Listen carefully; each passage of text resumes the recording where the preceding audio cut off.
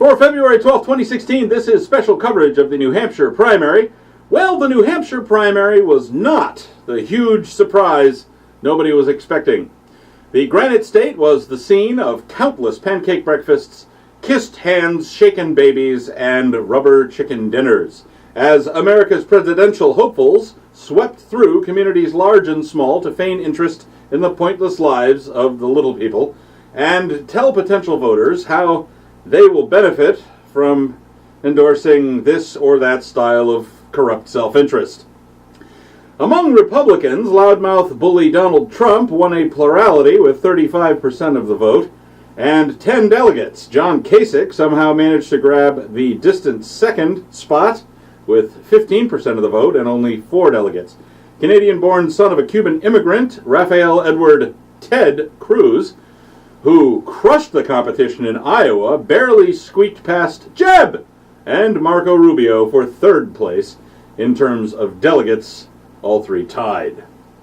Chris Christie and Carly Fiorina developed a strong enough lack of enthusiasm that they managed to get only around 5% of the vote and no delegates. As a consequence, they have both decided to suspend their campaigns. This, of course, is code for quit. And yet, Fiorina and Christie positively crushed Dr. Ben Carson in the polls, leaving him with less than 2.5% of the vote and no delegates. Yet, Carson apparently still sees hope. I suppose he could still win all the swing states and all the big states. Sure. Carson is not suspending his campaign. And then there's Jim Gilmore. Jim has 0% of the vote and 0 delegates. Jim Gilmore also has 0 chance of getting into the White House as anything other than a dinner guest. On the Democratic side, Vermont Senator Bernie Sanders demolished his main competitor, former Secretary of State Hillary Clinton, taking 60% of the vote compared to Clinton's 38%. Sanders pulled 15 delegates versus Clinton's 9. Martin O'Malley, whose campaign is suspended, picked up 0.3% of the vote. So, essentially, voting for the dead guy. Don't worry, family of Martin O'Malley. He's not dead, as far as I know. His campaign is. And if you're hoping to hear from it, well, you're going to be disappointed.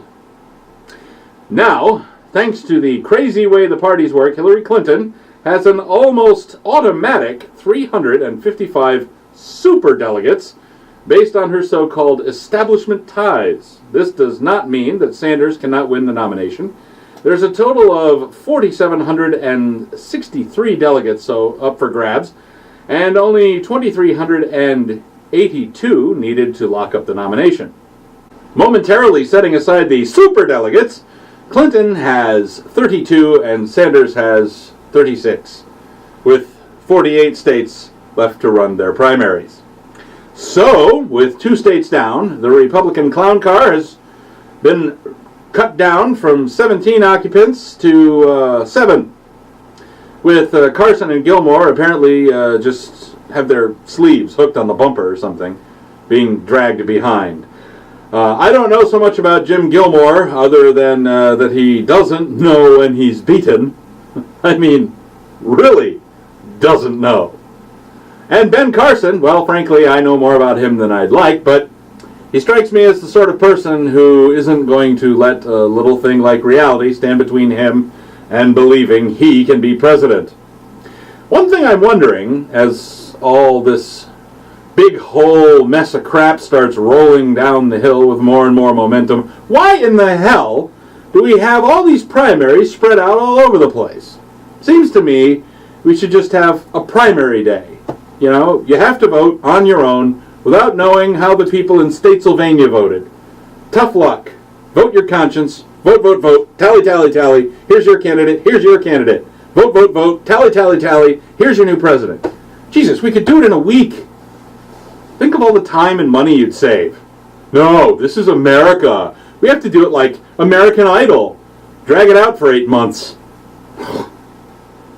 Well, that's all for this special New Hampshire primary edition of NewsUndies. Thanks for watching. We'll be back next week with a regular NewsUndies show on the 19th. Until next time, for all of us here at NewsUndies, I'm Paul Torville. After that, I might be looking into whether superdelegates are susceptible to kryptonite.